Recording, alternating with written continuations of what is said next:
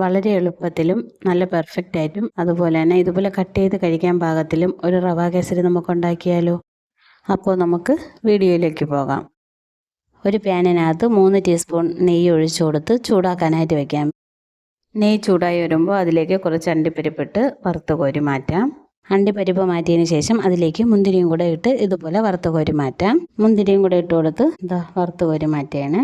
മുന്തിരിയും കൂടെ വറുത്ത് കോരി മാറ്റി കഴിഞ്ഞാൽ ബാക്കി വന്ന നെയ്യിലേക്ക് 1 കപ്പ് റവയാണ് ചേർത്ത് കൊടുക്കാൻ പോണത്. മീഡിയം ഫ്ലെയിമിൽ വെച്ചിട്ട് വേണം റവ ചേർത്ത് കൊടുക്കാനായിട്ട്. റവ ചേർത്ത് കൊടുക്കുവാണേ. റവ ചെറിയൊരു ബ്രൗൺ നിറമാകുന്നത് വരെ ഒന്ന് റോസ്റ്റ് ചെയ്തെടുക്കാമേ. ഒരുപാട് മൂത്ത് പോകണ്ട, ചെറുതായിട്ടൊന്ന് നിറം മാറി വരുന്നത് വരെ ഒന്ന് വഴറ്റിയെടുക്കാം.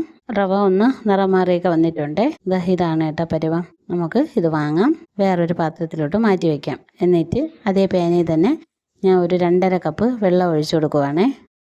ഇനി അതിലേക്ക് കുറച്ച് ഏലക്കാപ്പൊടിയും അതുപോലെ തന്നെ ഒരു 2 നുള്ള് മഞ്ഞൾപ്പൊടി ഇട്ട് കൊടുക്കുവാണേ.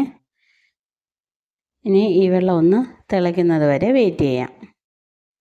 വെള്ളം തിളച്ച് വന്നിട്ടുണ്ട്. ഇനി അതിലേക്ക് നേരത്തെ വറുത്ത് വച്ചിരിക്കുന്ന റവയാണ് ഇട്ട് കൊടുക്കാൻ പോണത്. കുറേശ്ശെ ഇതുപോലെ ഇട്ട് കൊടുത്ത് ഇളക്കി എടുക്കണം. അല്ലാതെ ഒരുമിച്ച് തട്ടിക്കഴിഞ്ഞാൽ കട്ട പിടിക്കും. അതുകൊണ്ട് ഈ വെള്ളത്തിലേക്ക് കുറേശ്ശെ ഇതുപോലെ ഇട്ട് കൊടുത്ത് ഇളക്കി എടുക്കണം. അപ്പോൾ കട്ട പിടിക്കാതെ കിട്ടും. സ്റ്റൗ മീഡിയം ഫ്ലെയിമിൽ ഇട്ടിട്ട് വേണം ഇങ്ങനെ റവ ഇട്ട് കൊടുക്കാൻ കേട്ടോ. ഇതേപോലെ ഇളക്കി എടുക്കാം. റവ തീരുന്നത് വരെ ഇതുപോലെ ഇട്ട് കൊടുത്ത് ഇളക്കി എടുക്കണം. കൈ എടുക്കാതെ ഇതേപോലെ ഇളക്കി എടുക്കാം. അപ്പോൾ റവ ഒന്ന് വെള്ളമൊക്കെ വലിഞ്ഞ് വരാൻ തുടങ്ങുമ്പോഴേ തന്നെ അതിലേക്ക് പഞ്ചസാരയും കൂടെ ചേർത്ത് കൊടുക്കണം. ഞാൻ 1 കപ്പ് റവയ്ക്ക് 1 കപ്പ് പഞ്ചസാരയാണ് എടുത്തിട്ടുള്ളത്. ഈ 1 കപ്പ് പഞ്ചസാര ഒരു മീഡിയം മധുരമാണ് അപ്പോൾ പഞ്ചസാര ഒരുമിച്ച് തട്ടാതെ 1 കപ്പിൽ പകുതി തട്ടി ഒന്ന് ഇളക്കിയെടുത്തിട്ട് വേണം അടുത്ത് തട്ടാൻ. വെള്ളമൊക്കെ ഒന്ന് വറ്റി വന്നിട്ടുണ്ട്. ഇനി അതിലേക്ക് പഞ്ചസാര ചേർത്ത് കൊടുക്കാം. ആദ്യം കുറച്ച് പഞ്ചസാര ചേർത്ത് ഒന്ന് ഇളക്കി യോജിപ്പിച്ചെടുക്കണം.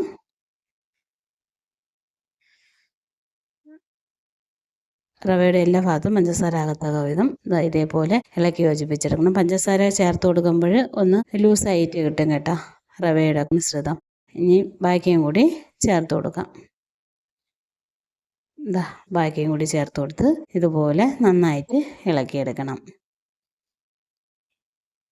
ഇനി ഇതേപോലെ ഒന്ന് അയിഞ്ഞ് വരും റവയുടെ കൂട്ട് പഞ്ചസാര ചേർത്ത് കഴിഞ്ഞാൽ. ഇതേപോലെ ഒരു അയഞ്ഞ പരുവാകുമ്പോൾ നമുക്ക് വേണമെങ്കിൽ നെയ്യ് ഒഴിച്ചു കൊടുക്കാം. ഞാൻ പാനിൽ നിന്ന് വിട്ട് വരണ ഒരു പരുവാകുന്നത് വരെ ഒന്ന് ഇളക്കിയെടുത്തിട്ടുണ്ട്. കാരണം എൻ്റെ മോക്കാണെങ്കിൽ കട്ട് ചെയ്ത് കഴിക്കുന്നതാണ് ഇഷ്ടം.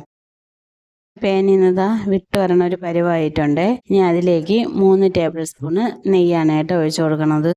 നെയ്യ് വേണമെങ്കിൽ കുറച്ചുകൂടെ കൂടുതൽ ഒഴിച്ചു കൊടുക്കാം. ഞാൻ 3 ടേബിൾ സ്പൂൺ നെയ്യ് മാത്രമേ ഒഴിച്ചു കൊടുക്കണുള്ളൂ.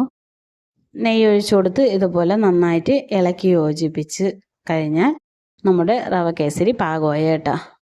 ഇതേപോലെ ഇളക്കി യോജിപ്പിച്ച് കൊടുക്കണം. ഇനി അതിലേക്ക് ഇട്ട് കൊടുക്കാൻ പോകുന്നത് നേരത്തെ വറുത്ത് വെച്ച അണ്ടിപ്പരിപ്പ് മുന്തിരിയാണേ. ഞാൻ അതിൽ നിന്ന് 2-3 മാറ്റി വെച്ചിട്ടാണ് ഇതിലോട്ട് ചേർത്ത് കൊടുത്തത്. പാത്രത്തിലേക്ക് ആക്കി കൊടുക്കുമ്പോൾ ഇതിൻ്റെ മീതിയിലോട്ട് വെച്ച് കൊടുക്കാനായിട്ട് 2-3 അണ്ടിപ്പരിപ്പ് മുന്തിരി മാറ്റി വെച്ചിട്ടുണ്ട് കേട്ടോ. ഇനി നമുക്ക് ഫ്ലെയിം ഓഫ് ചെയ്യാം. ഇനി ഒരു നെയ്യ് പുരട്ടിയ പാത്രത്തിലോട്ട് ഇതാക്കി കൊടുക്കാം.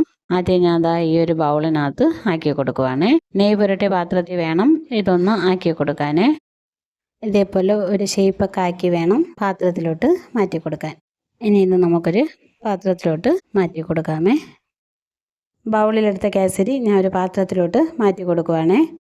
ഇനി ബാക്കിയുള്ളത് ഒരു പാത്രത്തിനകത്ത് നെയ്യ് പുരട്ടിയിട്ട് അതിലോട്ട് ഞാൻ മാറ്റി കൊടുക്കുവാണേ. ഇതിങ്ങനെ ഉണ്ടാക്കിയാൽ നല്ല സോഫ്റ്റുമാണ്, നല്ല ടേസ്റ്റിയുമാണ്. അപ്പോൾ ഇതുപോലെ ഒന്ന് ട്രൈ ചെയ്ത് നോക്കണേ. എൻ്റെ മോളൂട്ടിക്കാണെങ്കിൽ ഈ കേസരി ഭയങ്കര ഇഷ്ടമാണ് കേട്ടോ. അപ്പോൾ ഇങ്ങനെ ഉണ്ടാക്കുമ്പോൾ അവൾ ഒരുപാട് അങ്ങ് കഴിക്കും. ഇതിലാകുമ്പോൾ ആവശ്യത്തിന് മധുരമേ ഉള്ളൂ, ഒരുപാട് നെയ്യും ഇല്ല, നല്ല ടേസ്റ്റിയുമാണ്. അപ്പോൾ ഇതുപോലെ എല്ലാവരും ഒന്ന് ട്രൈ ചെയ്ത് നോക്കണേ. എൻ്റെ വീഡിയോ ഇഷ്ടമായാൽ എൻ്റെ ചാനലൊന്ന് സബ്സ്ക്രൈബ് ചെയ്യണേ. അതുപോലെ എൻ്റെ വീഡിയോയ്ക്ക് ലൈക്ക് കൊടുക്കുക, കമൻറ്റ് കൊടുക്കുക. ഇത് മറ്റുള്ളവരിലേക്ക് ഷെയർ ചെയ്തും കൂടെ കൊടുക്കണേ. കേസരി വേറൊരു പാത്രത്തിലോട്ട് മാറ്റുമ്പോൾ ചൂടോടുകൂടി തന്നെ മാറ്റണേ. എന്നിട്ട് ഇതുപോലെ ഷേപ്പാക്കി എടുത്തിട്ട് ഇതൊന്ന് മുറിച്ച് നോക്കാമേ. ഇനി ഇതിനെ നമുക്ക് ഇതുപോലെയൊക്കെ ഒന്ന് കട്ട് ചെയ്തെടുക്കാമേ.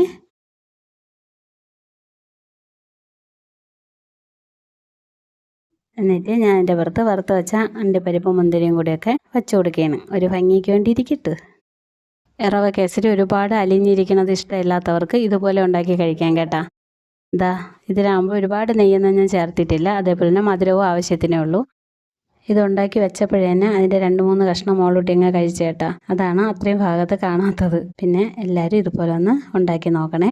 കേസരി നല്ല സോഫ്റ്റാണ് കേട്ടോ. അതുപോലെ തന്നെ നല്ല ടേസ്റ്റിയുമാണ്. ഇതുപോലെ എല്ലാവരും ഒന്ന് ട്രൈ ചെയ്ത് നോക്കണേ. ഇനി അടുത്ത വീഡിയോയിൽ കാണുന്നത് വരെ എല്ലാവർക്കും എൻ്റെ നന്ദി. Thanks for watching. ബൈ.